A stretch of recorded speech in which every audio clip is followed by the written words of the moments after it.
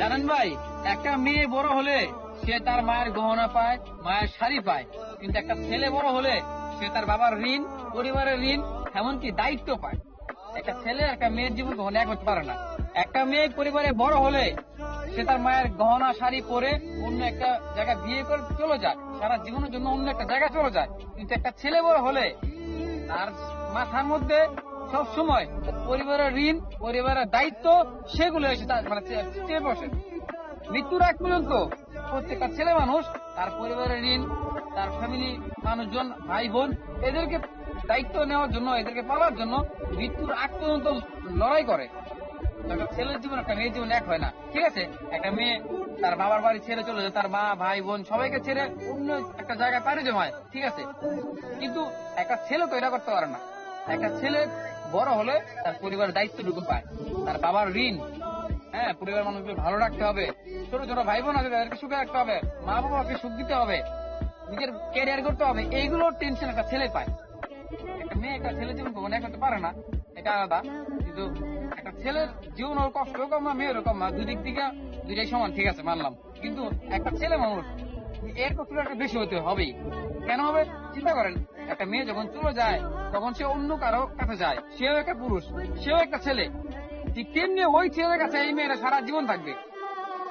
একটা ছেলে যেমন, হ্যাঁ, বড় হয়েছে, সে তার বাবা মাকে দেখবে, ভাই বোনকে দেখবে, তার ছেলে মেয়ে দেখবে, তার বউকে দেখবে, এমনকি মৃত্যুর আগ পর্যন্ত সে লড়াই করবে এই মানুষগুলোকে ভালো রাখার জন্য, সারাটা জীবন সংগ্রাম করবে, জীবনের সাথে যুদ্ধ করবে।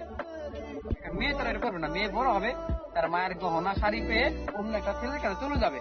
কিন্তু ওই ছেলেটাই এই মেয়েটাকে সারা জীবন আগলে রাখবে, সারা জীবন তার ছেলে মেয়েকে এবং তার এই মেয়েটাকে, হ্যাঁ, সারা জীবন রাখার জন্য, ভালো রাখার জন্য পরিশ্রম করবে, লড়াই করবে, বাস্তবতার সাথে লড়বে, নিজে খেয়ে না খেয়ে তাকে ভালো রাখার চেষ্টা করবে।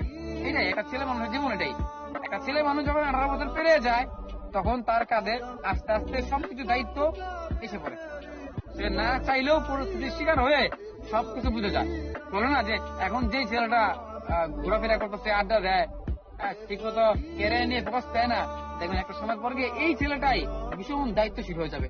সে তার বাবা মা, পরিবার, ভাই বোন, এদের জন্য সে একজন দায়িত্ববান লোক হয়ে যাবে, মানে তার কাঁধে দায়িত্ব পড়ে যাবে। আসলে পরিস্থিতি কখন কার সাথে মানে ঘটায় এটাকে বলতে পারো না।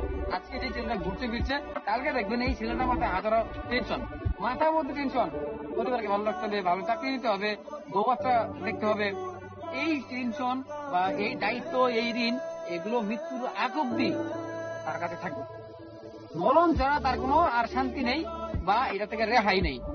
অতএব মৃত্যুর আগ পর্যন্ত প্রত্যেকটা পুরুষ মানুষই লড়ে যায়, কেউ কম কেউ বেশি, কিন্তু লড়ে যায়।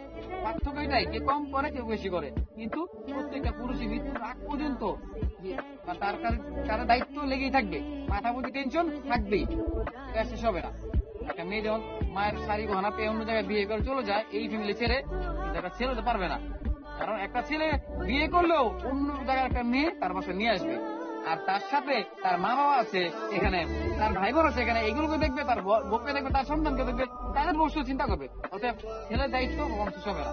একটা ছেলে একটা মেয়ের জীবন এক হয় না আসলে।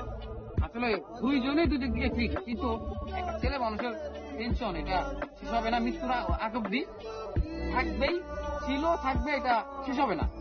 তার দায়িত্ব তখন শেষ হবে যখন এই দুনিয়া ছেড়ে চলে যাবে, অর্থাৎ যখন আমাদের থাকবে না। অতএব বৃহত্তর ইনসান আছে, নিঃশ্বাস আছে, দেখবেন তার দায়িত্বর কোনো শেষ নেই, দায়িত্ব শেষ বয়স অব্দি তাকে মানে ঘিরে রাখবে।